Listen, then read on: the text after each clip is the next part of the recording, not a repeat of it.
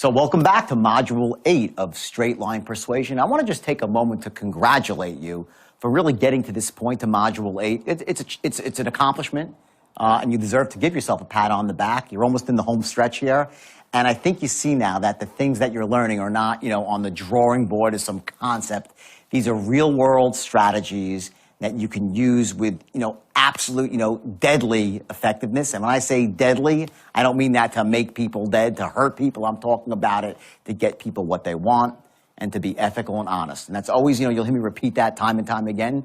And it's because it's so crucial to take these skills to empower people. Now, in Module 8 here, you're going to learn something called boxing someone in. That's really why I started off that way. Because boxing someone in, what it means is that you actually eliminate all their reasons not to buy and have them admit that they should be buying. And step by step, you're creating that emotional and logical box for them. You have 4 sides, and there's really no reason. They know it themselves. In order to really say no now, they have to go against their own beliefs, things they know about in society, about what's right and wrong. And when you do that, unless you're actually helping someone make the decisions they should be making, it's wrong. So you're never going to box someone in unless they should be buying your product or should be buying into your idea or your concept. You'll also learn now how to position the 3 10's in a specific order and engage in a process which is called looping. And that means if one of the 10's is missing, you'll know it is, by the way, because they won't be buying. You're going to learn how to actually navigate your way around the straight line in what's called loops until you actually get those 3 10's in one moment in time, and you would have squashed the buying beliefs using precise language patterns, which you're going to learn right now. And you'll see how when you do all those together, people simply buy because there's no reason not to. So watch closely, take your notes as always, and remember, you're in the home stretch here. 2 more modules to go after this one. This is a long one, so, just focus right now. Get that momentum going because you're almost there, and I'll see you soon.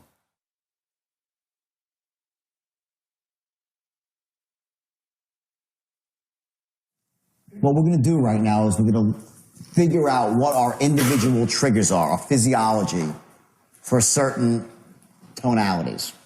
Here are the important ones, the really, really important ones, right? Number 1 is scarcity. And with scarcity also comes a secret. An example from yesterday would be now the reason for the call today. There's a secret. There's a reason for the call today. Or, this is the last week. This is the last week it's going to be on the market. This is the last week it's going to be on the market. Scarcity. It's a tone for scarcity, right? There's a tone for certainty.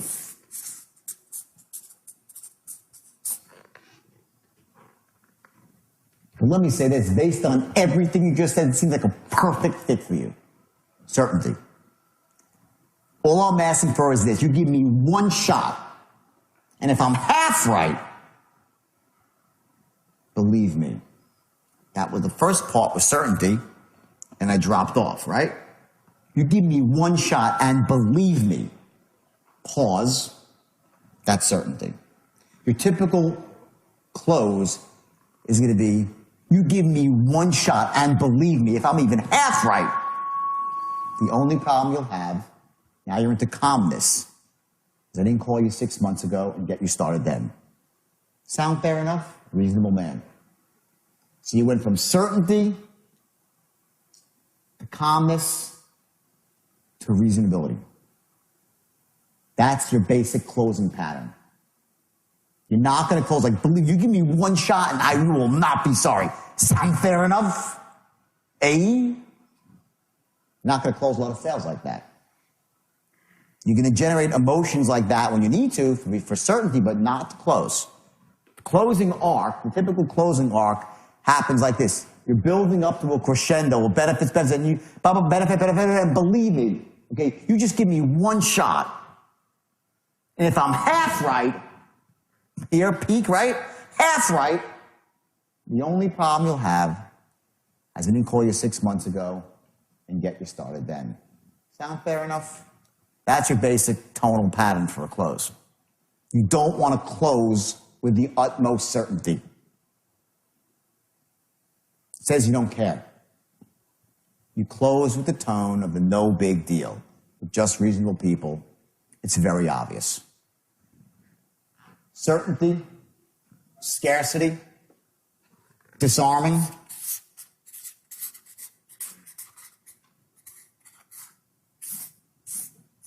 Okay? Those three tones are crucial. Crucial. The ones that you're going to all be able to master very easily here is the tone of saying, sound fair enough? That's going to be easy. So I don't need to instill a gesture. I don't want to insert a gesture in your whole psychology here. For some of you, though, certainty is a bit more difficult, but even if it's not, it's good to understand your trigger for certainty. Because sometimes you need to get certain real quick and you want to trigger it in an instant. Knowing your gesture is the quickest way. Just so you know, before I come on stage and speak, I fire off what's called an anchor.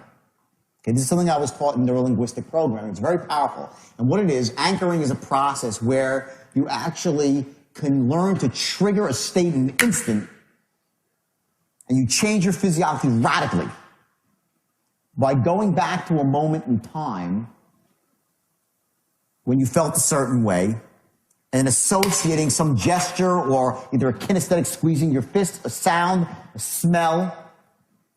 I'll get to that in a second. You can recreate a physiology like Pavlov's dogs. You know Pavlov's dogs?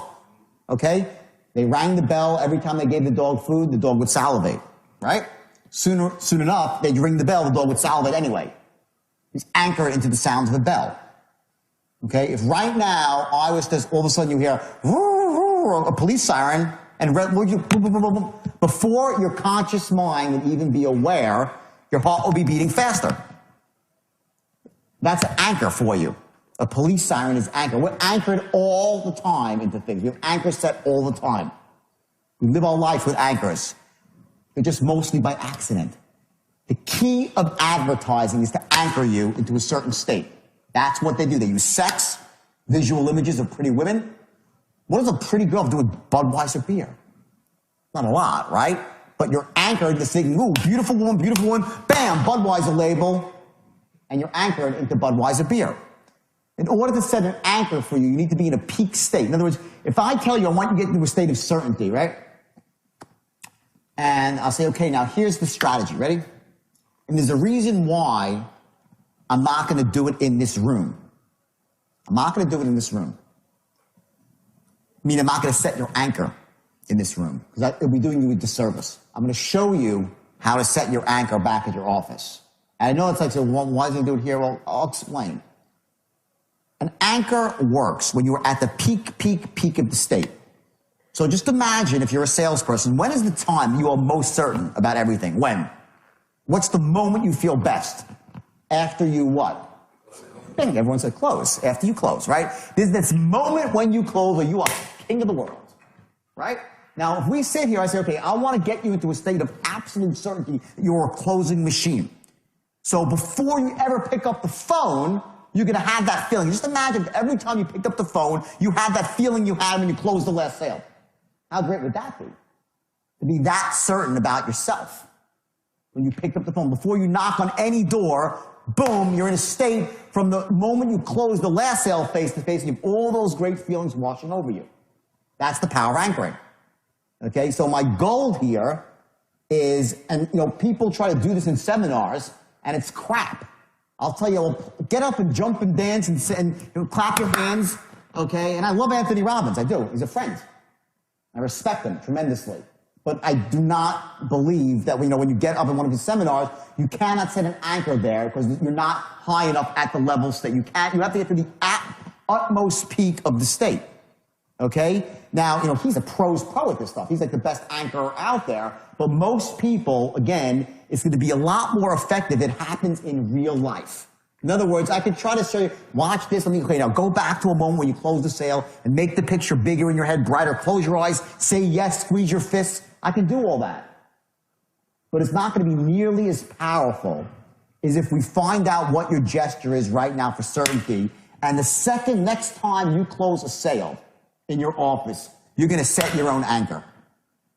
It has to happen after you close the sale. That's your moment. You have this little window of like 30 seconds where your brain is awash in endorphins. And at that moment, you set the anchor. I'll show you how to do that. Then, every time, now what you're going to do is this. We're going to do it very, very powerfully. Some sales forces, it depends on what you do, right? You close the sale, you hang up the phone. That's that instant that you hang up the phone, you're in a peak state of certainty about yourself, your ability, and your job. That's when you have to set the anchor for yourself. The next time you have that feeling is if you're in one of these offices where you go and ring a bell. You go ring a bell, right? You have that? Oh, yeah. Okay, you have the bell. Okay, great. That's an anchor, by the way. Why do you think the bell is there? The bell's an anchor, in case you didn't know. The problem is it's not being used correctly because people, unless you understand neurolinguistic programming, the power of the bell is really powerful. Okay, but what you want to do is fire off your anchor twice. You want to set your anchor. Set your anchor the second you hang up the phone. I'll show you how to set your anchor. Okay, the second you hang up the phone, and the second you ring the bell, you set it again. Double shot, boom, boom. And you set 2 anchors. Now let me backtrack for a second. Who wants to do this? And when they get back to the office, set an anchor for certain. Everyone? So it'll change your whole perspective on what it means to really feel confident when you're on the phone. Like I said, when I said to you, I want to show you how to get into that right state. So every time you walk through the door, you feel great. This is what it is.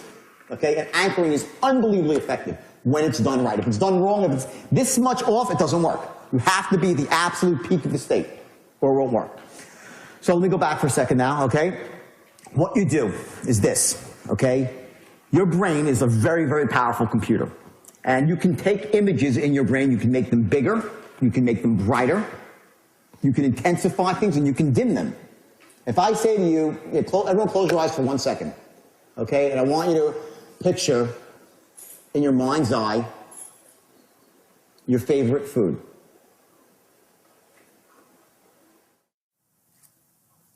Now, I want you to take that picture and move it closer to you.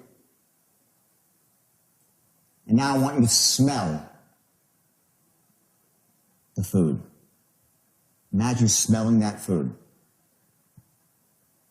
Now imagine yourself actually eating, taking a nice bite of your favorite dish. Someone's drooling over there, okay? Open your eyes. Now, as I spoke to you, did the picture grow, the feeling grow stronger? As I told you to smell the food, bring it closer, right? You can manipulate images. That's very quick. I'm just showing you the basis of it. You can manipulate the images in your head to intensify feelings. The moment you close a sale, what I want you to do is I want you to do 2 things. I want you to close your eyes, and I want you to visualize that precise moment. Stay in that moment. Hold on to that moment. Intensify the moment. And squeeze both your fists and just say to yourself, yes. Give yourself a quick yes. Just yes! You don't have to scream it out to the world. It could be just for you. It could be a screamed out yes like a lot of you guys do in a boardroom. Okay? I know my guys are always screaming out. They slam the phone down. Yes! Right? In victory. That's the moment when you set the anchor. Scream yes and hold the anchor. Keep your eyes closed, and for 10 seconds, focus on the feeling. Let yourself have the feeling and expand the feeling. Expand the feeling. Get yourself associated into the feeling. Remember I said this, dissociated and associated. Dissociated means you see yourself in the picture. Associated means you step into yourself and you're seeing it through your own eyes. Start off, you see yourself, and then just close your eyes and step into it and feel it and intensify it. Hold it for 10 seconds. Okay, then if there's a bell, like there's a bell in some offices, you go, you ring the bell, and do it again. 10 seconds, just stand by the bell, okay, and do it again. Now, what I started doing, I'll tell you, this is all not for everybody, but I got really intense with anchoring because it was so effective for me. It's real. You're going to be shocked at how effective it is.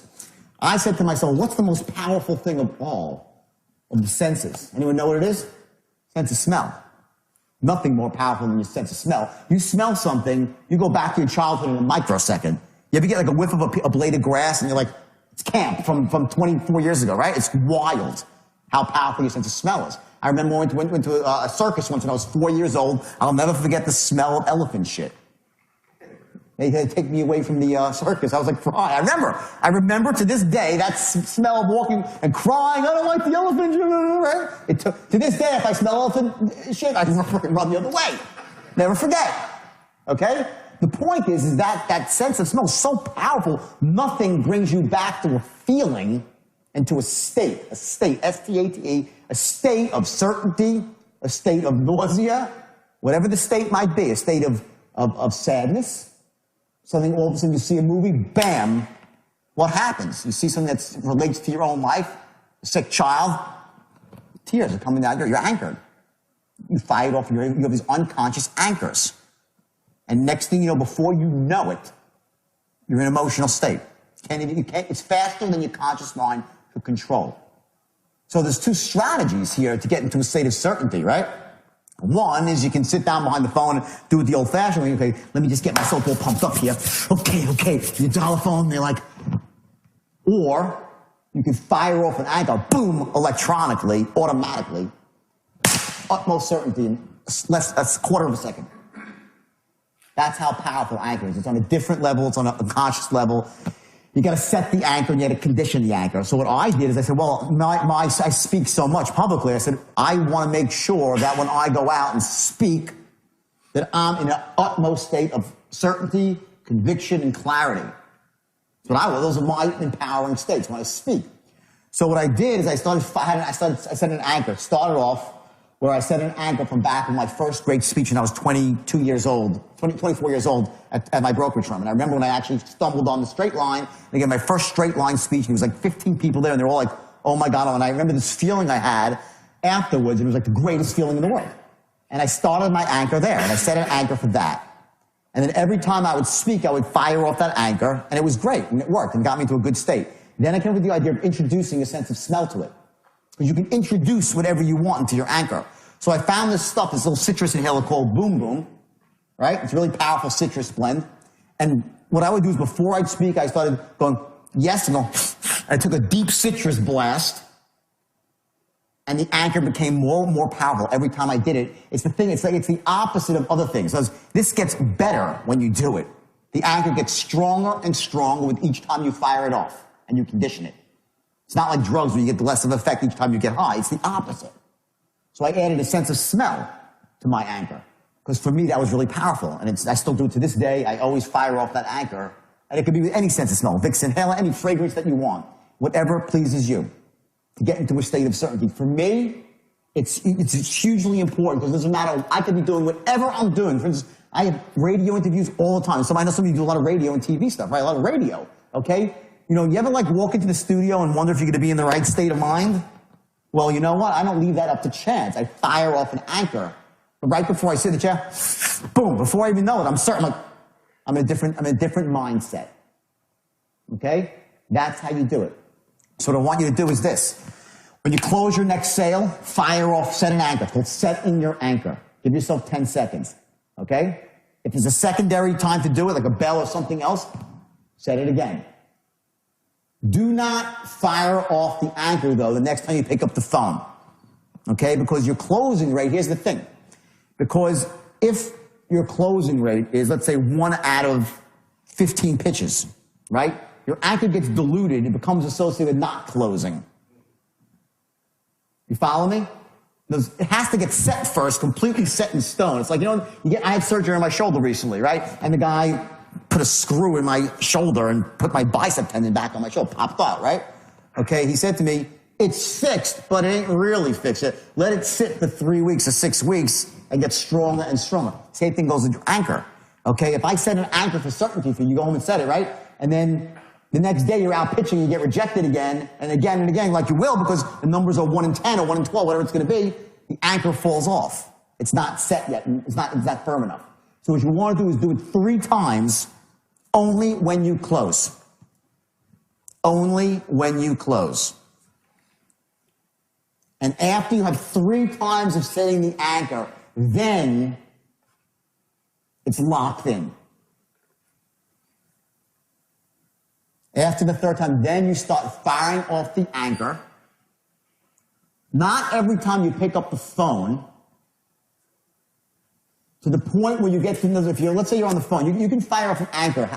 You can be on the phone with somebody, okay, qualifying, right? And then when you're in the pitch, okay, you can set it right there. It's like happens in a quarter of a second. An anchor fires off in a quarter of a second. Don't fire off your anchor every time you make a cold call. You understand? You dilute it. When you're in an actual presentation, then you set your anchor off. Because cold calls don't always turn into presentations. You want to protect your anchor and then condition, and every time you close, you keep firing it again, it becomes more and more powerful. You can introduce whatever you want into it. Make sure that when you set the anchor and you close your eyes, okay, give yourself, there's that feeling of absolute, if it's for certainty is the best one to do. Start with certainty. That's the one you really want, okay, is certainty. The most powerful thing for a salesperson, okay? You gotta just get it in there so every microfiber of your being is invested in this anchor. And the reason you say something to yourself is because you're then stimulating your auditory. That's an auditory anchor, right? This is called a kinesthetic anchor. I want you to close your eyes and visualize it. It's a visual anchor. You're hitting 3 senses right now, your anchor. I hit a 4th, which is olfactory. That's me. So you're hitting as many of your senses as possible to set the anchor. That's simple. Okay? What I want to do now is I want to go through an exercise here. We're going to actually learn what our physiological gestures are for certain states. Now, I'll tell you what I said before, right? For me, number one, let's go through certainty. Okay? For me, certainty is this. I do it every single time. You probably see me. You probably notice, right? That when I want to get certain, the first thing I do is without thinking about it, I take the back of my hand, I slap it into my palm. That's how I get certain. I know when I look at myself speaking sometimes on stage, I'll see a tape of myself, and I'm walking around, it's in a corporate speech, and I'm being known, and all of a sudden, I'll say something, and bam, I pop into a state of certainty, and my presentation goes up a level. Happens. Because when I fire off my anchor, it's not, just understand this. The mistakes that people make is when you get into a peak state, it's not for every moment. You don't come home to your wife. Let me tell you something. I am absolutely your wife. What the hell happened to you? You're an asshole, right? People come home from seminars like they think that certainty is the way to go. Sometimes compassion is the best state. You know what I mean? Sympathy, empathy, understanding, caring. Those are great states too. Not for sales. Certainty is your state for sales, the best state for sales. But don't take this home and try it on your wife and kids. It's not empowering to them, and it's not empowering to you. So the idea is for this gesture for certainty, okay, yours might be different than mine. So what I want to do now is divide up into groups of 2, okay, and you're going to be A's and B's. And the A's are going to pitch the B's something utterly ridiculous, which is donuts. Okay? And what I want you to do is I want you to talk to the person, go to the person next to you, right, your B, and just say to them, listen, these are the best donuts in the world. I am telling you, there is no donuts. I want you to get really certain about donuts. Try that. Let's see you get really, he's tapping him on the shoulder. Okay. Good one, okay. Here's my B. Okay. You're the dessert, okay? So anyway, you're a donut lover, okay? I want you to get really certain about something ridiculous. Watch how you get yourself certain about something. And then the B, tell the A what he did when he was getting certain. Okay, you'll see. They'll say, well, he did this, he did this, he did this. Some people do that. You'll see there's this, a lot of different gestures, like 4 or 5 different common gestures for certainty. Okay, you do that, A's, and you switch to the B's. Okay? Then, next thing we're going to do is we're going to do one for scarcity. Okay? There are not a lot of donuts left here. I got some information from the donut manufacturers. This is like 4 boxes of donuts left in this whole state. And this guy's going to be really fucking pissed when they're all gone. Okay? So you better go buy all your donuts right now. Okay? So for me, what did I do? Well, right? It's different. Okay? I honestly, I don't know what I did. But if you're watching, you can tell me what I did. I was caught up in the moment of trying to create scarcity. I have a gesture. Once you know your gesture, you can create scarcity anytime you want. Because your gesture it's motion that creates the emotion. It's not the other way around. The motion comes first. Get it? It's a misconception. You think that, well, I'm in a bad mood, so I drop my shoulders.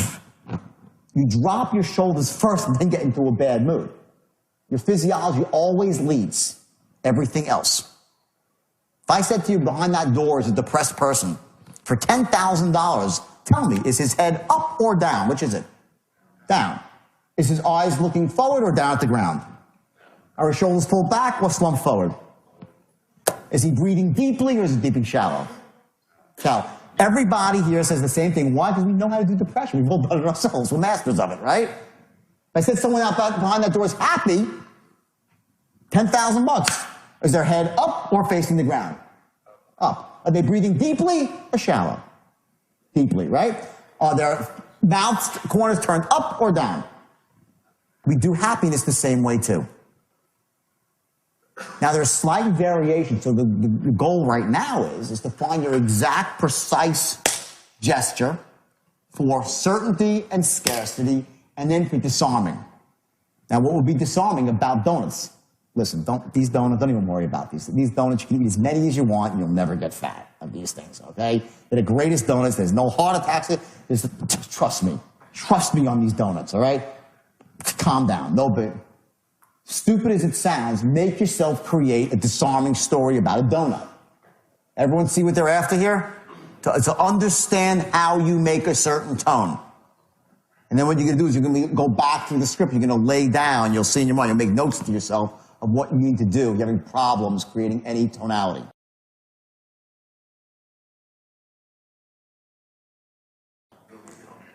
All right, everyone got it? Let's go for 30 minutes.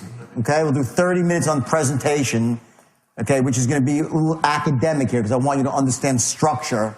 So you go back and you can write your own presentations. Then after lunch, we're going to do strictly closing. It's going to be all about looping, using everything you've learned right now to actually take yourself down the entire line to the end. Okay, so we need to just do this last bit of this is a little bit more structured, okay? So real quick, okay?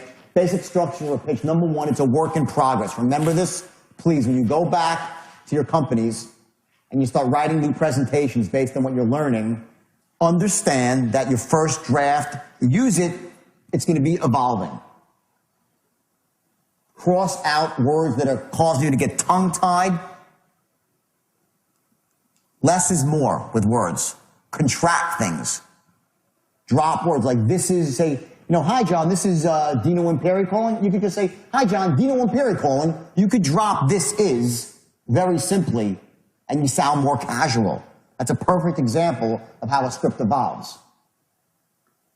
Your script is a work in progress, okay? The whole script, the body of the script, from the time you say, well, based on what you just said, it seems like a perfect fit for you.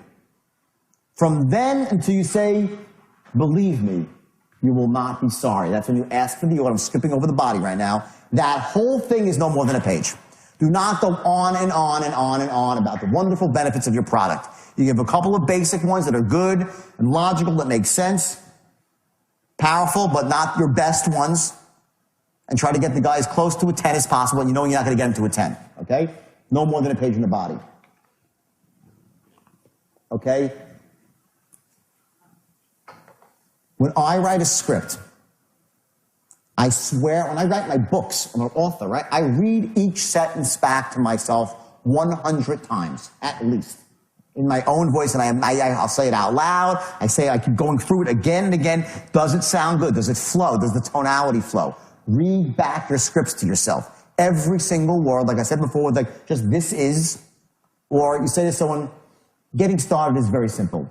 It's just a question of some basic information. Getting started is very simple. It's just a question of some basic, right? You could also say, getting started is very simple. Just a question, the ITS, the it's is dropped, and it's more fluent. You'll start to, you're talking, these are tiny, microscopic changes that all make the script flow better, and it all sounds more casual, which is because you want to get that rapport going, that you're a friend, you're just like him, you're not an adversary. So if you were speaking to a friend, you would say, it's just like, you say, just like this. So drop words to speak more casually, more informally. Contract words. Very seldom you'll say it is, you'll say it's. Contract your words and drop your words. Add pronouns when you can, okay? Paint the picture using comparisons and metaphors. This is very, very powerful. In this script that you have right now, you'll notice go to the body of this script that I wrote for this company. Okay, I don't have it in this one. You guys have it there. You see, here it is. Okay, now, companies like Goldman Sachs and Barclays Bank. You see that? Okay, great. Now, in the past, this strategy was used strictly by institutional trading firms. Average investors like you have been boxed out of the market.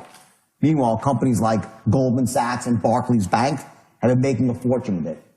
That's called painting a picture using metaphors and comparisons and acting to a really big company. You get that? Linking your good or service to a trustworthy figure. This is crucially important. Paint a picture with a comparison, metaphor,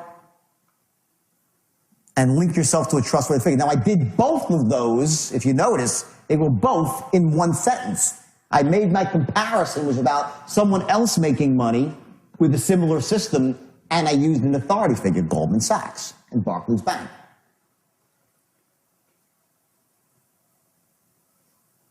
Make sense? If you want to talk about someone's credit being fixed, use someone that's, if you can, find a prominent example that's well known, or you're stopping, or it's a loan model, whatever it might be. Find someone that's a prominent example that has integrity, that got into a bad situation, and use that as the comparison. Very powerful. You're leveraging off of their credibility. Okay? And create urgency in the last paragraph. Now, this is tricky, because you have to maintain your ethics and integrity here. Don't lie. If it's an offer that's going to be around forever, don't say the offer's lasting for 15 minutes. Okay? You got to come up with language based on your industry that's ethical, but that also serves you. It has to serve both people. But don't lie. But create some urgency that the reason I'm calling now is this. We have a special right now going on for the next, it's about to end. Okay? Or and some news just came across my desk, whatever it might be. I just got this information right now. Just received a report that there's going to be, a famine somewhere. And believe me, these sort of things are, I put up famine. I'm going to talk about scarcity in a second, how you really create scarcity, okay, on 3 levels. So there's all these different ways to create urgency, okay? Next, okay, you're going to go into a soft close at the end, ending with sound fair enough. A soft close means that you might, depending on your product, you might not even mention what the price is. It could be a very soft close. It depends. I typically mention the price. There's 2 strategies here. Okay? If you do this close right, I'm going to get into specifics in a second. If you do this close correctly here, and you say, sound fair enough? They'll say, yeah, great. You say, okay, great. Let me just take down some basic information. The guy will give you his name on the application. Blah, blah. You say, okay, which credit card you want? You say, well, I didn't know I was buying it, right? Okay, that can be good and bad. Okay? I always give price, but I'm just telling you, there are options here about how, if you're looking to see how far you want to go on a trial close here. I'm a big believer in trial closing. I'm a big believer in trial. That means getting small commitments from a person and moving them down the line. That's what you're doing. You're getting small commitments and moving them down the line. Okay? So at the close here, when I say a soft close, that means that you're not going out and banging the guy over the head. It's going to be a disarming close. Getting started is very, very simple. Just a question of your name, some basic information. I can get you enrolled in the program right now. And believe me, if you do even half as well, certainty, as everybody else in this program, you're going to be very, very impressed. Sound fair enough? That's your basic close. That whole process here should take no more than about 1.5 minutes to 2 minutes. If your people or you are on the phone trying to sell someone on your presentation that's 10 minutes long, big mistake. Understand this. People are not going to buy here no matter what. We've been taught since we're this big to wait it out, to negotiate. There's got to be some time that's got to pass. You've got to do the work. We've been taught not to buy like that. Now, I'm a pretty instant buy. I buy quickly. But I still don't buy like that. It takes a little bit of work to get me to buy. I've been conditioned that way. Most people that you speak to have been conditioned not to buy quickly. They want to negotiate in some way, get something out of you. They need to hear more. They're not convinced, okay? They have a belief that says they shouldn't buy. So, again, it's the same concept of keeping your powder dry. And you go into a soft close. So I wouldn't say, I'm going to show you all these different closes. Watch, okay? Okay? Two things. The power of presupposition. You'll make money with it. Crucial, as is this one, once you start making money. Now you say, you'll make money with it. That's one way to say it. Or, you'll make money with it. Like, it's so odd. I mean, that's not even an issue. You'll make money with it. That's your tonality. You say with that tonality, you've accomplished something. You'll make money with it. Once you start making money, once you start making money, doesn't do it. You'll make money with it, doesn't do it. You'll make money with it. I mean, please. See what I do, my gesture? Please. You'll make money with it. I wouldn't say please. But I say, listen, you'll make money with it. That's not even the issue. That's too obvious. I'm implying what there? Obviousness. It's obvious. And I'm future pacing. I'm future pacing. I'm painting the picture right here that he's already successful, whatever the product is, or he's already enjoying it. You'll make money with it. You're going to love it. It's not an issue. Let's just put that aside. It's so obvious. That's your tonality there. Make sense, everybody? Powerful presuppositions, okay? Okay, and this is what I've been saying all along, is embracing the power of no. This, my friends, is when the sale starts. And the sooner you accept this fact, the greater your life's going to be. Because watch what happens. You can actually figure out backwards that every time someone says no, you make money. If you close 2 out of 10 sales, right? You can say, well, I make X amount in every yes, or I make slightly less on every single no. You know, if you're making $500 for every single yes, then you're making, you know, what, $50 for every no, $60 for every no. When they say no, you know you're one step closer to a yes. No is a friend, especially in the middle of a sale. When he says no, the sale begins on the line right here. When you're done qualifying, you make your presentation, and you say, sound fair enough? He says, let me think about it. Boom, I'm like, thank God, now that's out of the way. Now I can close the guy. That's it. Reframe it. It's called to reframe what this means in your mind. And it will liberate you. Because what happens is like when a salesperson doesn't understand this concept, they'll go through the whole like a 10-minute presentation, give all that great stuff and believe it, sound fair enough? Let me think about it. Oh my God, again, the guy said, let me think about it. She's another one. Right? The alternative is, okay, great. Ready for it. Great, let me ask you a question. Does the idea make sense to you? Do you like the idea? Money aside, I didn't say it, I didn't imply it. I am so happy sometimes when I'm selling, my urge, I have to fight myself from getting robotic on all the stuff to get to the no before I can get excited. Because I know no one's buying up until that point. I fight myself, and I make sure I stay in state, and I know how important all that stuff is. I know how important it is. What happens before the sale begins is crucial. The sale doesn't begin when I say, well, based on everything you just said, this is a perfect fit for you. Now, real quick, the sale still hasn't started yet. Still all blah, blah, blah, all noise and talk, right? I've established rapport, gained major intelligence. It's when he says, let me think about it, that the sale starts. Yes or yes? Make sense, everybody? Good. Okay. So, embrace it. Tonally, okay? And what that means, by the way, when I say physiologically, again, the old Law and Order head drop.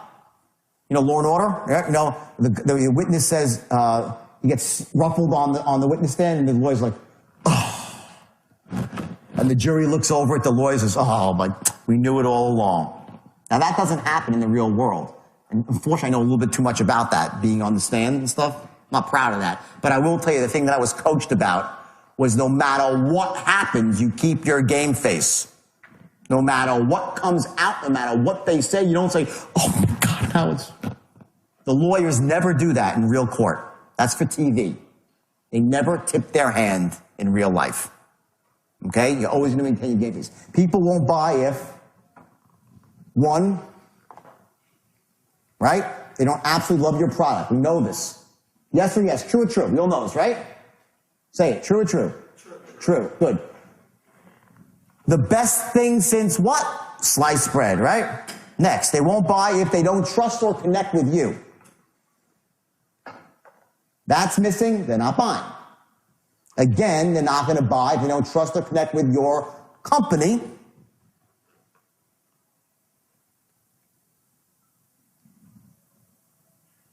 And have not resolved their limiting buying beliefs. Things that hold them back. They've been burned before. They've been told not to trust salespeople. I don't buy from strangers. I need to speak to someone 5 times till I trust them. Here's the greatest line ever from the movie Forrest Gump. And in this 6-year-old kid says it all. Gives you the keys to the kingdom. He walks up to his first day at school. You know, who knows? Everyone's seen Forrest Gump, right? Okay, everyone's seen it, right? First day of school. His mom takes him to the bus stop. And his Forrest is not that smart, right? He goes up, he walks up to the bus stop with his little braces on his legs, right? And the door opens and he sees the bus driver who he's never met before. And he goes up and she looks down and she goes, well, are you going to get on the bus? He goes, my mom told me I'm not allowed to get on the bus, talk to strangers. So she goes, well, I'm Dorothy, I'm your bus driver. He goes, well, I'm Forrest Gump, I guess we're not strangers. And he walks on the bus. That's how easy it is to get someone to feel like they're not a stranger with you. People say, well, how do I get someone to trust me? Tell them you're trustworthy.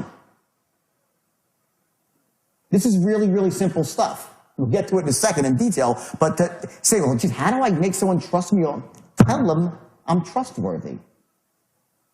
You don't say, you don't say, trust me, I'm trustworthy. No.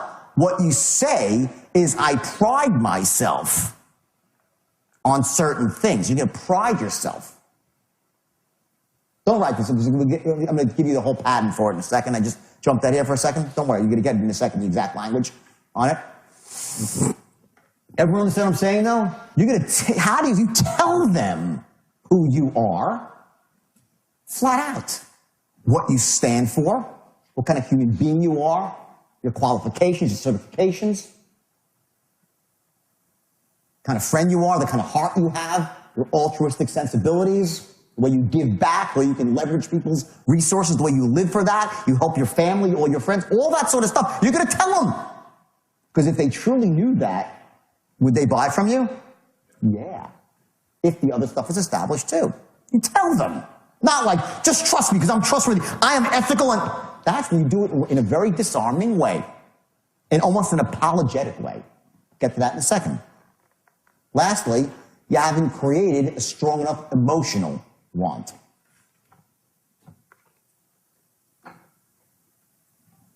I say that people buy on logic, well, they buy on emotion too. Say, I go very much over to this side because I get into this logic, because so many sales courses say people don't buy on logic. And then you get this misconception that you don't create a logical case. And it destroys you. Both must be in place. Both are in place. You got a good shot at closing if a few of the other things are cleared up too. Okay? The 3 10's. Okay? Number 1, they love your product. 2, they like and trust you and know that you care. 3, they trust your company. How many times have I told you what the 3 10's are? 3 times. Probably like 30 times today. I mean, I've told you, literally, in the last 2 days, I keep saying it again and again and again, right? That's on purpose. It's not by accident. Repetition is the mother of learning.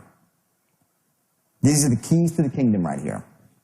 Okay? They love your product. They like and trust you and know that you care.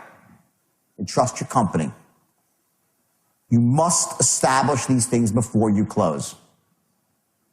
okay?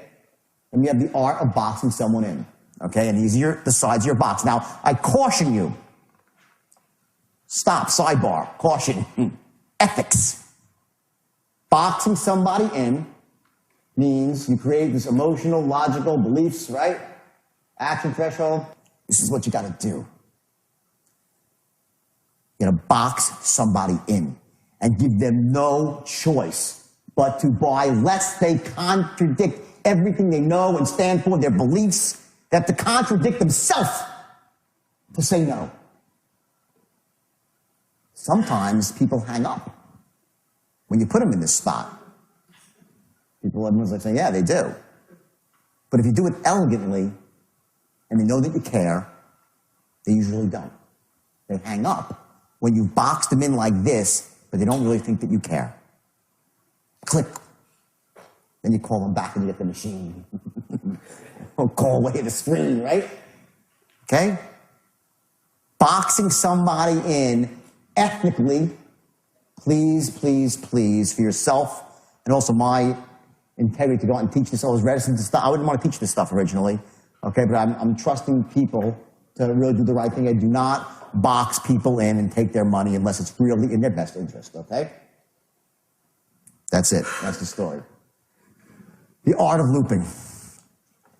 This is the process where you capture the 10's. These loops, visually, what they are, what it really means is that if you're here on the line, right, and they say, let me think about it, you cannot go forward. You can't say, fuck that, I'm going to try to close you anyway. Next close. You can't do that. A loop means you stop, you go backwards, and you take another shot at creating the 10's, and you move back to the line, and you go forward, and your loop, does it end here? No. Your loop ends a little further down the line. So if your loop's a little bit, it's not a perfect visual there, but so you loop, you go back, you go on line, and you end a little bit further and ask for the order again. Make sense to everybody? Your next loop, you're going to go here. You're not going to go forward. You go whoop, back, and loop back around again. Notice the loop is smaller. In the first loop, the loop gets tighter. The metaphor is not a noose around his neck, so please don't think that's not what I mean, okay? When I say tighter, I mean the language pattern gets more tight because A, you've already pretty much established the first one. By the way, if you can't establish that your product's a 10 for this person, you get a new product to sell. Like the product is to be a given. It's a given that you can establish your product as a 10. Everyone understand that concept? Or sell something else.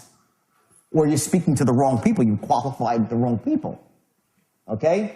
So the loop gets tighter because what's happening is you're talking less and less about the product and more about yourself and the direct benefits to him. Yourself, I mean your integrity. I say myself, I don't mean talking about me. No, your integrity and how you handle people and your company's integrity and what you could do for them besides this one transaction over the long term. After the credits are paid, we're getting new credit, mortgages. We want to be an asset to you and your family over the long term. This is far beyond one simple credit repair sale. The amount of money I make on this when I split with the firm and the government, I can't put puppy chow in my dog's bowl. I'm not getting rich. But what I do know is this. If you do even half as well as the rest of the people that have gone through this program, believe me, you're going to need 1,000 referrals when it's all done. And that's how I make money. Sound fair enough? That's a loop. Okay, I missed the actual, I left out the language patterns, by the way. There's a pattern in the middle, I'll get it after lunch. There's a pattern there I missed. But that's how you would go through it, right? Next loop, okay, is even tighter. Until it gets to the point here when you really are objection, answer the objection, no more deflection, answer the objection, true beauty is bam, ask for the order. Boom, you're getting and then either he's going to buy or not, or he's not a buyer. And the loop gets tighter and tighter as you move down the line. And at a certain point in time, bam, they start buying. Happens usually in this kill zone right here. They start to buy. Once in a while, you got people, you take them to the very end, they finally buy. Those are really gratifying. They're also going to be a waste of time. Okay, but I've had, I'm watching this. I was in training some company in California like 2 weeks ago. I did a quick training for some company. I watched this guy, taught him his straight line. He was boxing this guy in for credit card machines. credit card machines, like that business, right? And he was mercilessly, but ethically, just going after. He would not let this guy off the phone. The guy actually bought after an hour. An hour. So like, all right, well, that's okay, but like, that's a lot of work for I personally would say, you know what, that's a guy I might let go because I could make a couple more calls. Usually that won't result in the sale. Okay. So, and also ethics again, you don't want to be beating someone up. Right? There's a certain point of good taste and good judgment where you say, okay, listen, next, have a great day, good luck. If I can help you in the future, please feel free to call me.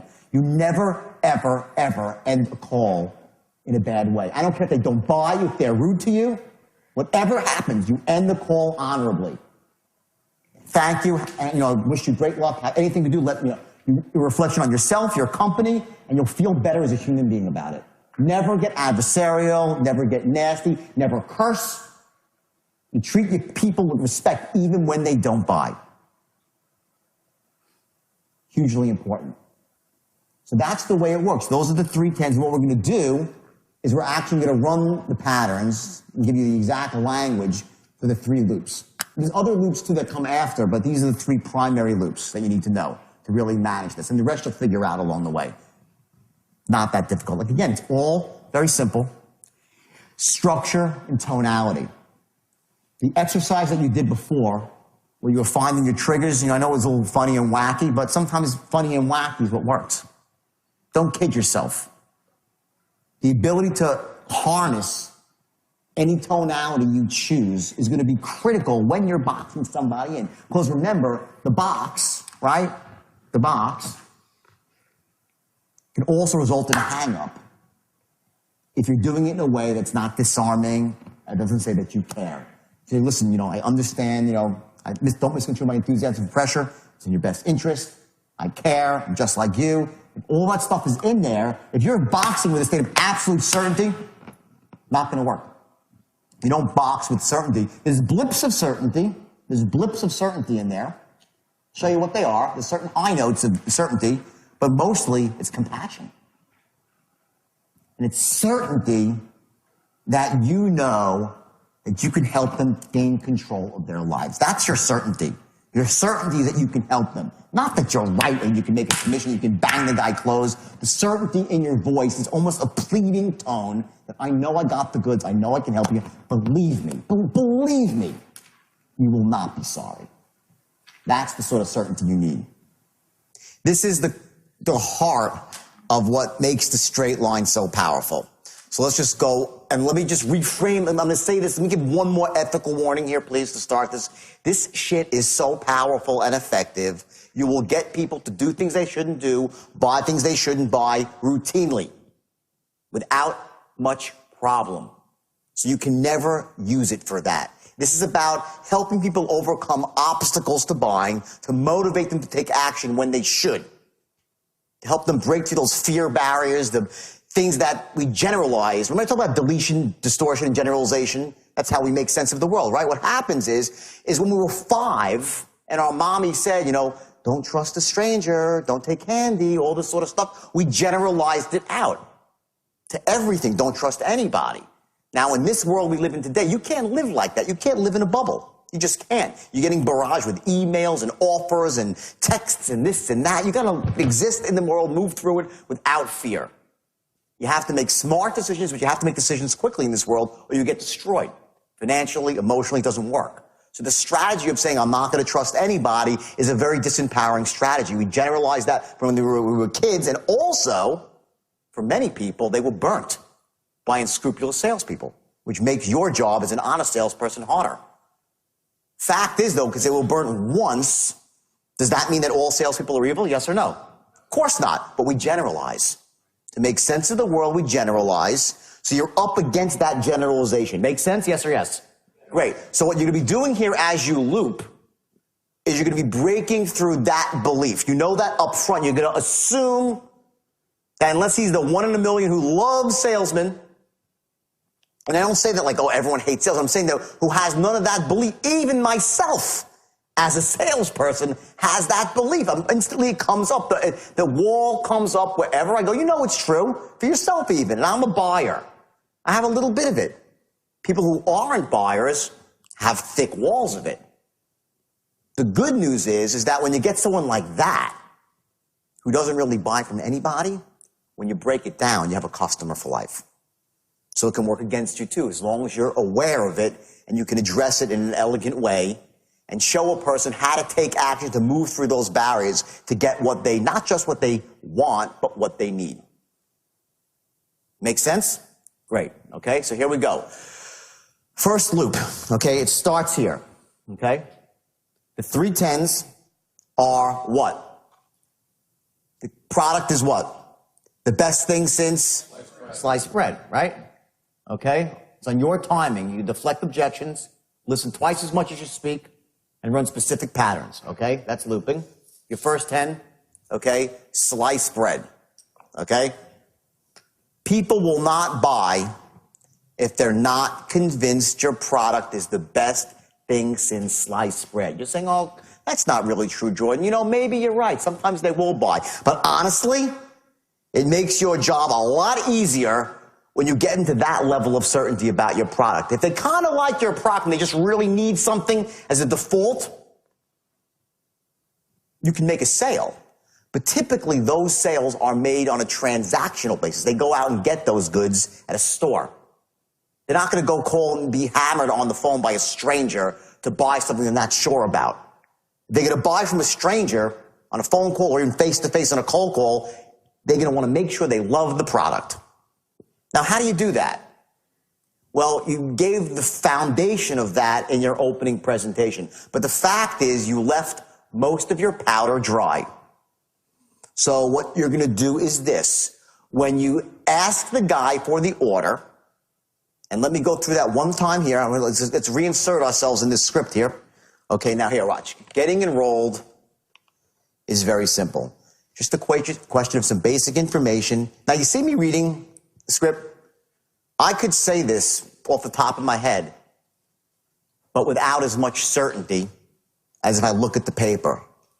So remember, if you're on a phone and you have the benefit of being able to look at a piece of paper with the exact words written on it, it allows your mind to wander forward. In other words, because you have the paper there, you can run another dialogue in your head, which is listen to what they're saying, developing a strategy for later down the line, right?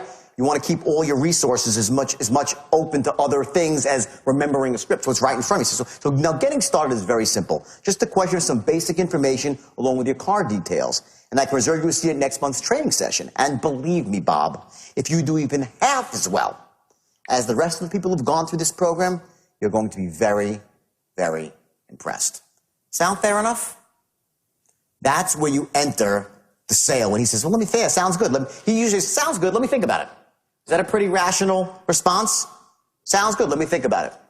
Great. Option 1 is, what is there to think about?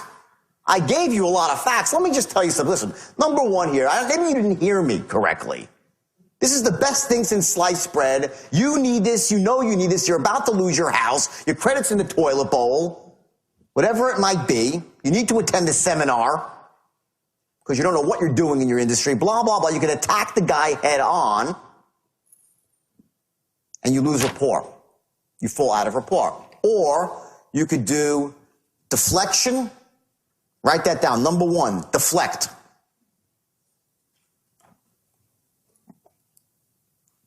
He says, let me think about it. You don't say why. You say, I hear what you're saying, but let me ask you a question. Money aside, does the idea make sense to you? Do you like the idea? Yes or no? No. What did I do wrong? I said money aside. Why do I need to say money aside? I think my tone's pretty clear, isn't it? That money is aside here. It's just very honest, like, it's like an arm's length question, like, no big deal. I what? Right? Disarming. I disarm my tone. I don't say, well, let me ask you, wait. Let me ask you a question. Maybe you didn't hear what I said to you, but does this idea make sense to you? Do you like the idea? Negative. You cannot say it that way. It is ultimate disarm. I hear what you're saying. Let me ask you a question. Does the idea make sense to you? Do you like the idea? That's your tonality. And he'll say, yeah, it sounds pretty good. Yeah, it makes a lot of sense. Yeah, I know I need to get this done. So now what you're going to do is you're going to pace, lead. Okay? If he says to you, and this is so crucial, write this, pace, lead at this moment. If he says to you, yeah, it sounds pretty good. You don't say, exactly. Now let me say this, the true beauty of the program, and you resell the program. Don't come at him with enthusiasm. Enter his world where he is. He's at a certain, let's say you have a scale of 1 to 10. I'll switch to purple now. Make this nice little rainbow. 1 to 10. Why I put the dash there? I have no fucking idea. I can't write English, okay? I can type it, right? So anyway, 1 to 10. Okay, let's make little dots to fill it in. Okay? Guy says, yeah, it sounds pretty good. Where do you think he is? 4, 5, 6? 5 or 6, right? Sound fair? He's a 5 or a 6. Okay? Do you come at him with a 10 of how enthusiastic and certain you are about your product? No. You break rapport that way. He tunes out. You've entered his world at a different spot. You always have to be conscious every moment you're on the phone or in person with somebody that you stay within their sphere of where they are emotionally. So what you do is you pace him. He says, yeah, it sounds pretty good. You say, well, yeah, exactly. Hear what you're saying. Let me say this. The true beauty of the program, and you're right about what he is, maybe a notch above him. Let's go through it again. You say, let me ask you a question. Does the idea make sense to you? Do you like the idea? He says, yeah, it sounds pretty good. I know I need to get some credit repair done. I said, exactly. And let me say this. The true beauty of the program is that we have 3 different strategies and so on and so forth. And now you're going to go into a second wrap. And, we've been doing this for 5 years and blah, blah, blah, blah, blah. Doesn't matter what the verbiage is. But here's what happens. Slowly but surely, you're inching up your pace. And somewhere in the middle, you're in a state of absolute certainty. Watch. With this trading company, look at the rebuttal. Everyone got this sheet? Okay, watch. It says, exactly. You see, the true beauty of the program, of the system, you'll be investing your funds directly alongside institutional money. You know what they say about institutional money? It's usually smart money. And even when it's not, it's enough to fuel the market anyway. You follow me? He says, yeah, because that makes sense. You say, great. Exactly. See, now he'll follow. It's a question you have to agree with. He'll say, yeah, I do. Say, exactly. Raise up again, okay? It's one of the most basic truths of currency trading. You see, all of a sudden you're back at a pace now. You're up again in certainty. You don't hit him. If he's uncertain, do not hit him with certainty. Enter his world where he is. Slowly build and wait for the first point in time where you can, boom, jump up your level of certainty. Before you know it, now what's happening, he's going to follow you emotionally. You start leading him. That's what pace lead is. You act like the guy, and bam, you step it up, and he acts like you. And it works 90% of the time. So it will follow your energy. The state that you have affects the state of everybody around you. So you pop in the middle of this thing, go from is world, slightly above, boom, you hit your spot, and you'll know where it is in your script. Find your spot in your script. You create a question. Here, you make a statement whose obviousness cannot be argued. And get him to agree with you as something that's totally obvious. Once he does that, he's now in a state of certainty, and you take that and roll it back into your product. Make sense? Yes or yes? Okay? Now you move forward. End off this statement here, okay, with a very powerful statement that future paces success. What that means is you paint a picture when you get to the end of your script. Here it talks about after you start making money and you're seeing daylight, then you can start working bigger and better and make some real money. Yeah, follow what I'm saying? He's like, oh yeah, of course now. Of course he's going to say yes. It's no longer about, does he want to buy this product? It's about, does he love the idea of seeing financial daylight in his life and getting ahead? The equivalent for credit repair would be what? After we get your credit fixed, all right, then we can start building you some real credit at the right rates. Make sense so far? He's like, oh yeah, exactly. What's he going to say? No, it doesn't make sense? For loan monitors, we'll get your loan mod if I get your payment to an affordable level, and then you can start really getting yourself back on track. Make sense so far? He'll say, oh yeah, of course it will. Bingo. Best thing since sliced bread. You get that? You deflected his objection and you got him to admit a simple truth. Boom. Logically. Forget money. You didn't say forget money, but just you disarmed him with your tone and you got him to buy into the credibility and the efficacy of your program. And it better be credible and be effective, or shame on you for using this system to manipulate somebody. But if your system's great, and I know you guys have great products, bang. You've got him on board now with the first 10. Now, he's at a 10 for how long? Like 3 seconds maybe? Right? Then his mind's like, well, wait a second. He's like, what happened? Wait a second. I didn't know I want to buy, but I just said this is the greatest thing. And he starts to erode slightly, but he's closer.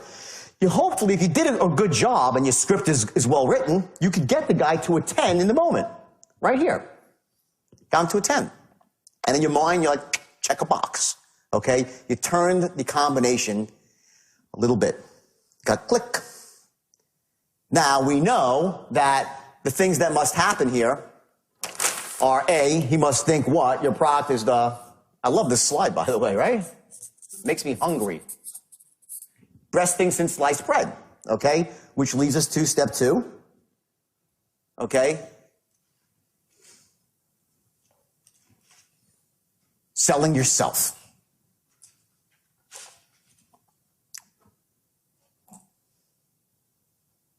How do you sell yourself? You don't just say, I'm the best, I'm the greatest, trust me, trust me, trust me, trust me. You sound like a fool and a salesman. Many, many years ago, they had these courses, like Dale Carnegie was one of these courses, and you said someone's name 5 times, they trusted you. People are a bit wiser than that right now. You know, the days of, if you guys have been around at all, they had these Ben Franklin closes. You know what Ben Franklin closes? You'd say, well, when old Benjamin Franklin couldn't make a decision, he was a very wise man, he did something very simple. He took out a big piece of paper, he drew a line right down the middle, and he put on one side of the paper all the positives why you should buy the product, and all the negatives on the other side why you shouldn't buy the product. And whichever side had more of the positives and negatives, he did that thing. And of course, you guide them through and you come up with 84 positives and 2 negatives. Right? Well, people are way too smart for Ben Franklin closes right now. However, the theory of a Ben Franklin close is exactly what you're doing as you're moving down the straight line. You're just doing it subtly and elegantly. And it happens in a loop while you're breaking beliefs. See, a Ben Franklin close is pure logic. Pure logic. It's like, energy expended, benefit created. Risk, reward. It's important, but you can't do a Ben Franklin close. People will laugh at you. Okay? So how do you sell yourself? Well, the best way to sell yourself is to make it into a metaphor. Create an example that is so simple and undeniably logical that they have to admit that you're right. So what you do is this. Depending on what industry that you're in, you're a stockbroker, for instance, something I know real well. Right? Say, let me ask you a question. If I'd been your broker for the last 3 or 4 years, making you money on a consistent basis, put you into 4 or 5 stocks, you made money in all of them, you wouldn't be saying, let me think about it right now. You'd probably be buying the stock, right? What's he going to say to that one? He could say 3 things, and this is the line now. Watch the straight line. There's 3 responses. Now I'll switch to red. I like red. You're over here on the line. Okay? You say, let me ask you a question. Does that idea make sense to you? Yes, you got through that whole point. So you're here on the line. You move down a little bit. Now you say, if I'd been your broker for the last 3 or 4 years, making you money on a consistent basis, you probably wouldn't be saying right now, let me think about it. You'd probably be saying, pick me up 20,000 shares. Am I right? He could either say, of course you're right, which is the logical choice, because it's true. He says to me, it's true. So if he says yes, you move down the line.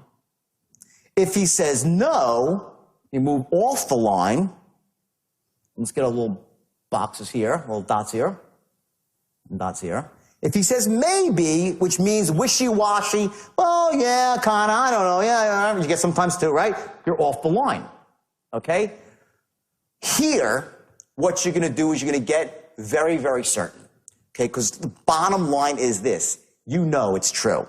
whatever you've been doing, if you're a salesperson and you've been doing it for 4 or 5 years, giving a person blue chip service, providing them with a massive value, and you call them up with a great idea, which they just said is the best thing since sliced bread, would they be buying? Of course they would, right? So I would say to someone, I say, well, let me ask you a question. If I'd been your broker for the last 3 or 4 years, you'd probably be saying, just, pick me up 10,000 shares. Am I right? Disarming tone. Not like be saying pick up 10,000 shares, right? Not that at all. Apples, oranges. The tone is, you'd probably just be saying, pick me up 20,000 shares. Am I right? We're two reasonable men. Reasonable guy. Most people say yes. And then they'll say, you'll almost hear a gasp of relief on the other side of the phone. Very, very often. More than half the time, the guy will say, yeah, that's what's holding me back. I don't know you. I don't trust you. Fair enough. Now we're getting somewhere. If he says, well, not really, I'd say, wait a second. Come on, Bill. You mean to tell me if I put you into Eastman Kodak at 40, took you out at 60, put you into US Steel at 12, took you out at 80, put you into Union Carbide at 5, and took you out at 26, and right now I take you with another stock at 20, you would just jump all over it? Come on. Well, yeah, then I would. Of course I would. Obviously. Still, so obviously. You don't know me. I don't have the luxury of a track record. Let me tell you a little bit about myself. Boom. And you're down again now. And let me reintroduce myself to you. You get the picture here? This works for any industry. Any industry. Any sale, face-to-face, door-to-door. It's very simple transition. What you're basically saying to the guy is rather than trying to ferret out all his stalls, you're like, let's cut to the heart of the matter. You don't know me and you don't trust me. I have this presentation I'm giving after, and the first thing I say is, if you knew this person, you truly knew this person, would you buy from them? Yeah, you would. If you truly knew them, what they were about, they were trustworthy, they were honest, they had great values, they could make your life better, enhance you financially, you'd buy from them. He's not going to come out and say, hey, I love your product, I just don't trust you. He'll tell you 19 other things, but not that. So you bring it out. You front it. The best way to answer objections is to front them. You answer them before they're ever asked, while they're festering in his mind like a splinter, stopping him from taking reasonable, ethical, intelligent action. It's in there. It's stopping him. He can't think clearly. The product's the best thing since sliced bread. I love it. I need it. But I won't buy it. It's a splinter. Now I say, let me reintroduce myself to you. By now, you probably forgot my name. They don't know your name. You think they know your name. They don't know. Unless you've had a couple of calls with them, you might have just said your name once in the beginning or twice, right? And then just forget it. Let me reintroduce myself to you. Now, I told you earlier, I gave you a tip to handle a bit on the whole thing, how simple it is. And again, it's simple. It's not, I don't like complicated. I like simple. Simple is Forrest Gump. Stupid is as stupid does. Forrest Gump goes up to the bus, looks at the bus driver on the first day of school, and says, I can't get on the bus because I don't know you. She goes, you're right, I'm your bus driver. He goes, okay, now I know you, and he gets on the bus. Guess what? We're all built like that. How long does it take till you know somebody saying, yeah, I know, they're good people? How long? It can happen really, really fast. You give referrals out. If someone sells you something, you make the commitment to buy it, right? 4 minutes later, you give him a referral. You're calling your friend, hey, this guy's great. You don't even know the guy. You made a buying decision. You came to the conclusion he was great. You start recommending him. Do you really know that someone's honest and ethical? How the hell do you know? I'll tell you what, I've had friends for 15, 20 years until I found out they were scum. Right? We all know that. And we all have had friends that are wonderful people that have been with us through thick and thin. I have those too. And I really know, after what I've been through, who sticks with you and who doesn't. But the point is, it takes an awful long time to get to know somebody, yet we're willing to go out there on the line in 4 minutes after we buy. Hey, I just bought a car. This guy salesman's so cool. Call him up. He'll hook you up. I do it. Don't you all do it? Yes or yes, right? You do it. Okay? So why can't it happen right on the phone call? Of course it can. You create it by your language, by the words you say and your tonality. It says, I care, I'm just like you. It's so simple, guys. It's so, girls, so bloody simple. That when one day you'll call me on the phone, you'll say to me, I can't believe it. Some guy was, no. I said, let me reintroduce myself to you. My name is Jordan Belfort, and I'm the Senior Vice President of so-and-so Credit Repair, and I pride myself on helping my clients get the best possible result and working harder than anybody and blah, blah, and you have a rap about yourself. I've been with this company for 3 solid years, and I plan on being the top producer here, not by being wrong, and not by not getting my clients the exact result that they want. My business is on referrals. And as far as my company goes, oh, what was that? And as far as my company goes, the third 10. And there it goes, the third 10. Sell your company. It's in one language pattern. It's whoop. The transition is, and as far as my company goes, as far as credit dispute suite goes, as far as XYZ loan mods go, as far as XYZ machine parts goes, the management team is blue chip all the way. Chairman of the company, and you give a name and a face to your company. Mike Citron, this one or that one, doesn't matter. Okay, he's the most honest guy, the way he prides everything on customer service, doing the right thing. Company's the fastest growing in your market. Now, I can make this stuff up, but the point is, research your company, find out the best rap for your company that's honest and ethical, that makes a case that this company is a company you can trust. This is not hard. Because if you can't make that case about your company, you ought to find a new company to work for, right? Not difficult. So what you've done now is you went from an objection where he said, let me think about it, to he said, well, let me ask you a question. Do you like the idea? Does it make sense to you? He said, oh my God, yeah, it's a great idea. And then a few seconds later, he admits to you, well, what's really holding me back is that I just don't know you. If I knew you, I'd buy. And if I knew your company, then I'd really buy. You've done all that. You get to that language part where you say, as far as my company goes, you say, listen to me. Do this. Write that down. Do this.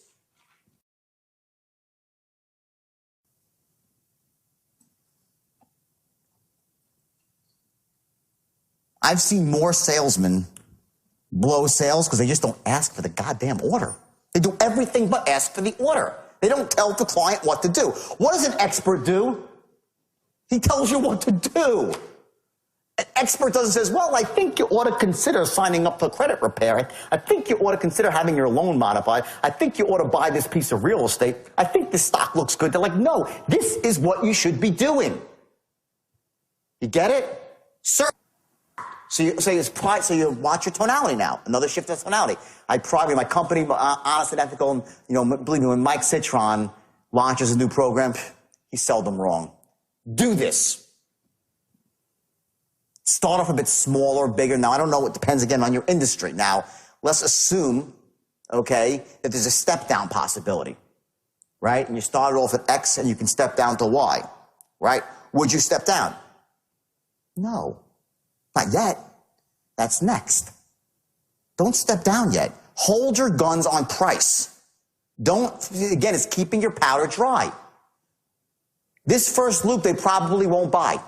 They don't buy in the first loop. By the way, they don't buy. Still. Some do. Some do. But typically it takes another loop for them to buy. There's still unresolved issues. What are they? I don't know. You can't really be sure. We can't look inside the human mind, know every insult that's happened since he's 5 years old. We don't really know his financial picture. We don't know the whole story. So we have two strategies. You want to shoot darts in the air and crazy, or do you want to deliberately go down the line, all right, and force the guy, smoke him out. Eventually, when you get the guy in the box, he's going to have to come clean with you.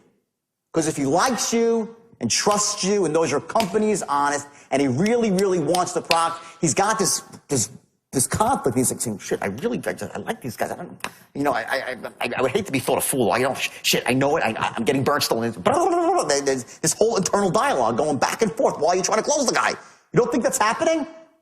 Think about yourself when you're getting sold. You're not debating it in your own mind. You're running movies out this way. Well, if I buy it, let me see what happens. Well, I'll feel really good driving the car. But it's really pissed at me. And so it cost me X amount of dollars, $20,000, $2 a month. I could have bought that. I could have bought that. Well, it's happening so fast while they're just sitting there looking at you like, and it's racing around. Okay? None of us is that clever to be able to look inside that person and say, this is the exact combination. I got to just say that. You don't know. Better keep every sale the same, okay? So let's say you go through this whole thing. Very seldom will he say again, let me think about it. It's not because, well, I still need to think about it. That's not what they say. They'll throw up another stall. They'll say, well, I got to go check with my lawyer or my accountant or my wife. You'll hate that one, right? Because we always wonder, does he really need to speak to his wife? You know, is that, you don't know? Well, I don't know. So what do you say? Do you really need to speak to your wife? Come clean with me. Are you bullshitting me? Are you stalling me? Or do you really need to? She's going to bitch slap you when you get home if you do this. Tell me the truth. Well, you know, it'll be nice if we could say that, wouldn't it? It'd be great, but we can't. So what we do again is we deflect again. I don't say, you know, listen, when I was in the brokerage business doing things in the highest level of pressure, you know, we would say that we would shame people. You know, we'd shame people into, you know, I'd say to a businessman who was making $4 million a year in 1990, you know, pick up your skirt, grab your balls, and make a damn decision. To a guy. Think your wife goes out and consults you when you go shoe shopping? That was a rap that we did to shame her. Do not do that. Have more respect for your people. I'm just threw it out there. But have more respect for your people than that. But that's a way, you know, you can shame someone into buying too. Try to avoid that. Unless you really believe that the guy really should be buying and he's just so screwed up and you need to do something to shock the system. You can shame him, okay? But that's the last resort, okay? Let's say it's the wife and say, listen, I hear what you're saying. Now remember the language. I'm not saying I understand what you're saying. I don't understand that. I really don't. I don't. If I understood it, I'd say, yeah, I understand. So I hear what you're saying. But let me say this. Then what do I say?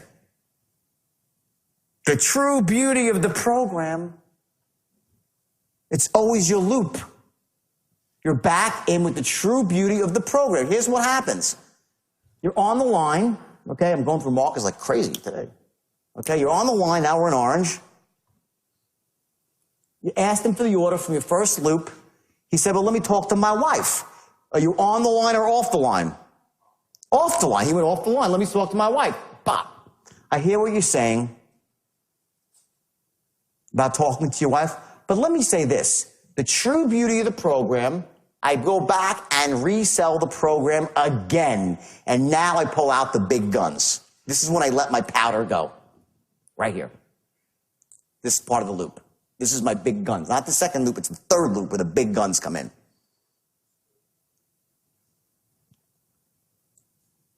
So it's actually the second loop, right? Yes, the second loop. Right, second loop.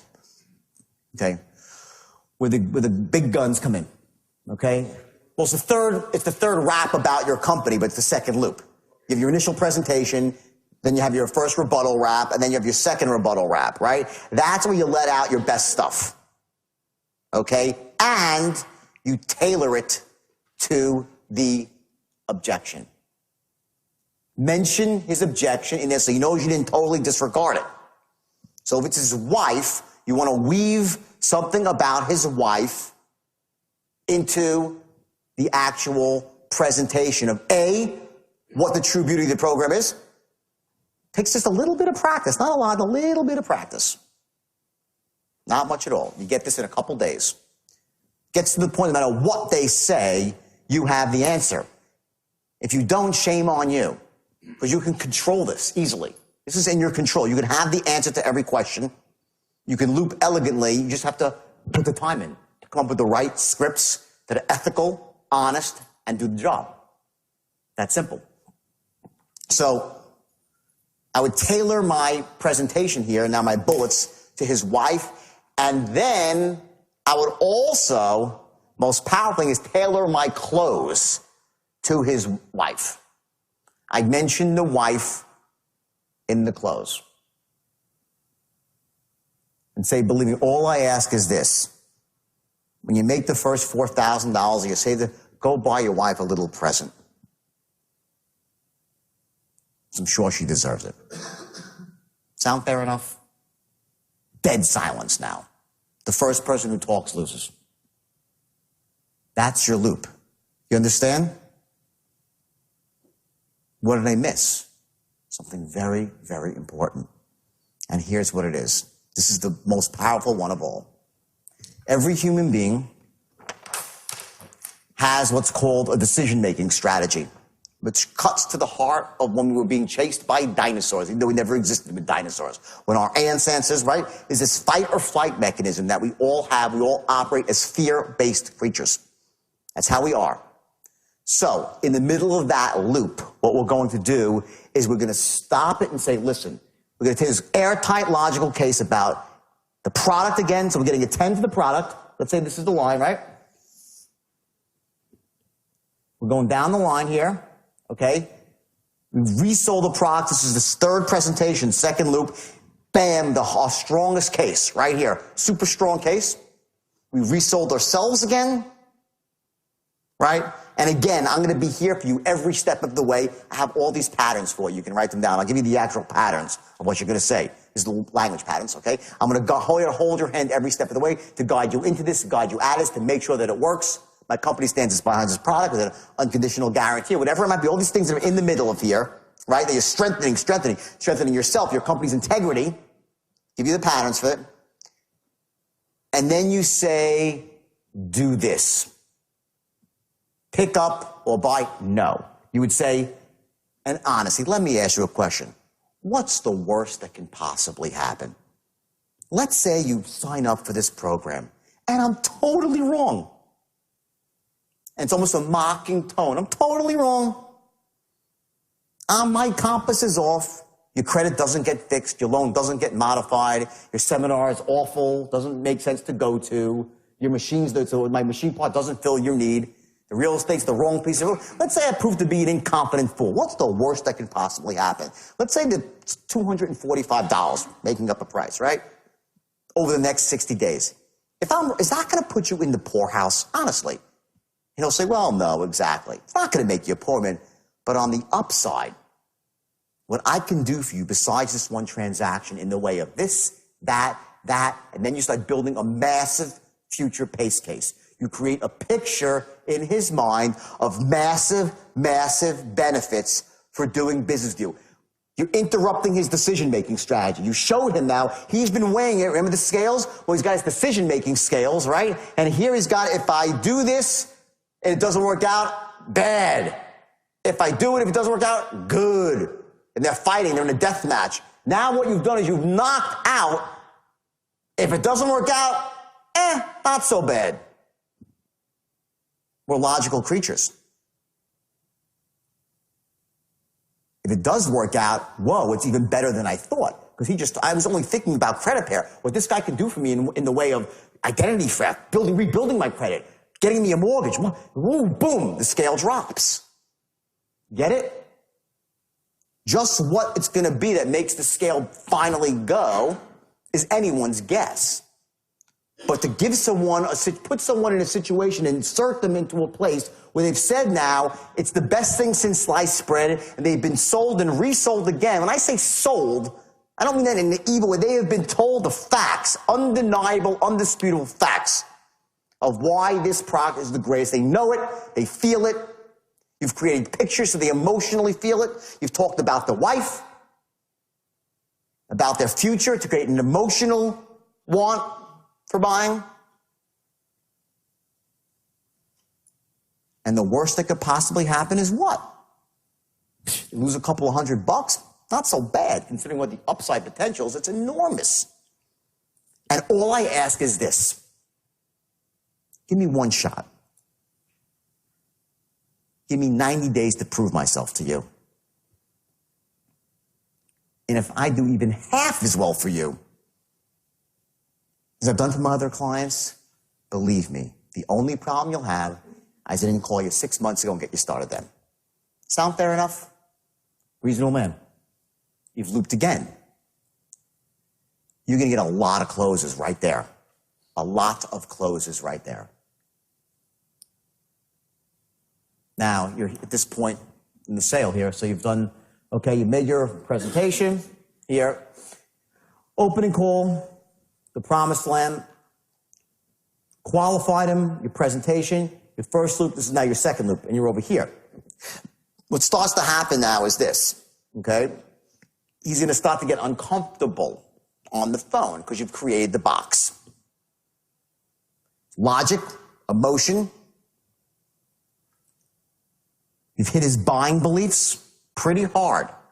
His buying beliefs are the two cornerstone beliefs against buying are A, I don't buy from people I don't know and trust, from companies I don't know and trust, and I don't buy unless the risk-reward ratio is heavily, heavily weighted in my favor, because only a fool would. Whether he's saying those words to himself or not, he's thinking it, he's feeling it. So you're going to enter that and disrupt his pattern and insert a new pattern, which is smart people look at, I'm not a pressure guy. I'm just saying to you, logic. What's the worst that could possibly happen here? Let's say I'm an idiot, I'm wrong. And your credit score doesn't go up, and you lose whatever the $300. Is that going to put you in the poorhouse forever? If they say, yeah, then they probably shouldn't be buying this product. And then you should end the call there elegantly and say, well, maybe, if I can help you in some other way, or I don't know what to say. But I get that $300 is $300. I'm not saying it's no money. It's money. I get that. But in the general scheme of things, $300 versus a lifetime of pleasure. And then you create the picture. Buying cars at the cheapest rates. Buying a new home. Enjoying it with your family. Be able to take care of your children the way now you're in emotional stuff. You create the emotional needs and wants like that. Right? The scales. Reasons against buying. Reasons for buying. Logical, emotion. Logical, same thing. There's on both sides, right? Action threshold, the beliefs he has. Okay? It's going like this. And it doesn't go like this. It happens in a second. That one way, and the scale tips. Where exactly it happens on the line, you can never be sure. But it happens. Or they're one of those people who are simply not closable. But don't you dare, in your heart, get off the phone knowing that someone else could have closed them. Then you're not a salesperson. You're not an influencer. Then you're a second rater, and you should get a different job. Choose a new profession.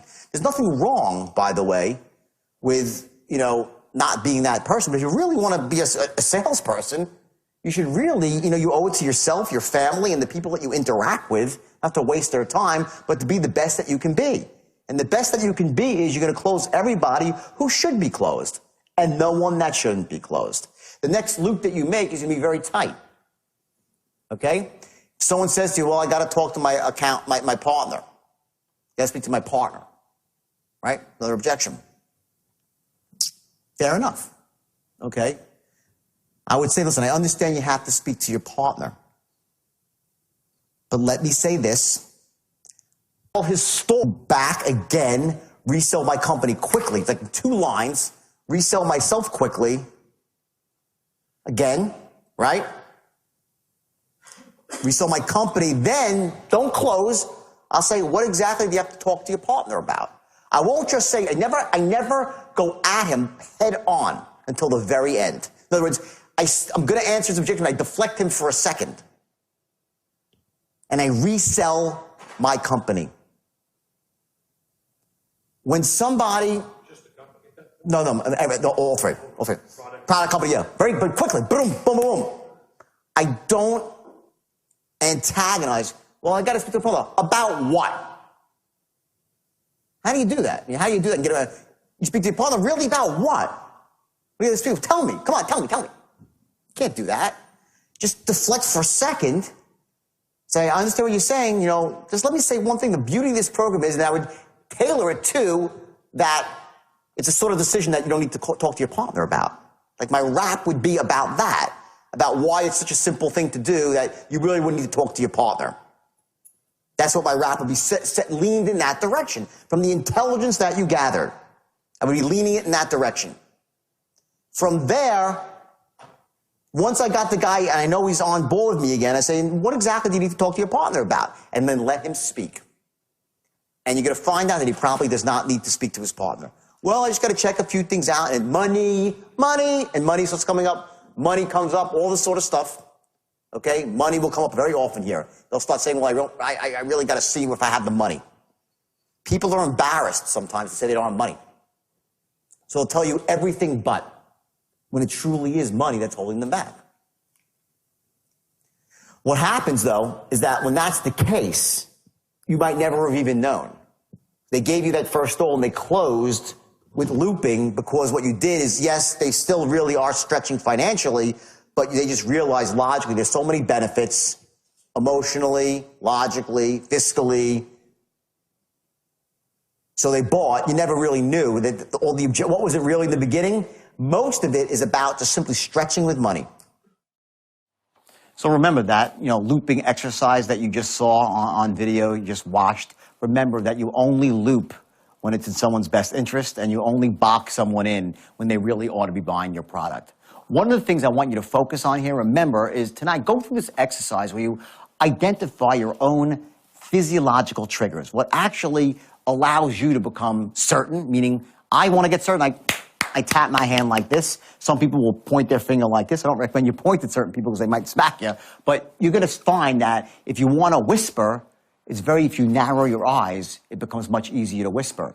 If you want to create this feeling of, you're not looking to really, invade someone's privacy, so you want to get that disarming tone, you might find by pushing your arms out, it becomes easier to develop that tone. So here would be an example. If you're going to say to someone, how much money do you have in the stock market, right? You might have problems saying that in the right tone. People do. So you would say, how much money do you have in the stock market?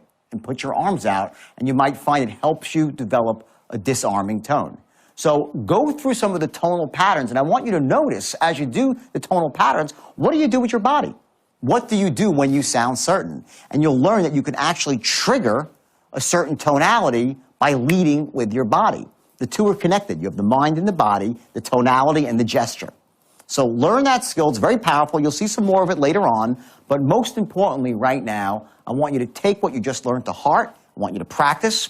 And I want you to learn to master the art of boxing someone in with integrity, which means only when they should be boxed in because they need to make a decision because it empowers them and helps their family.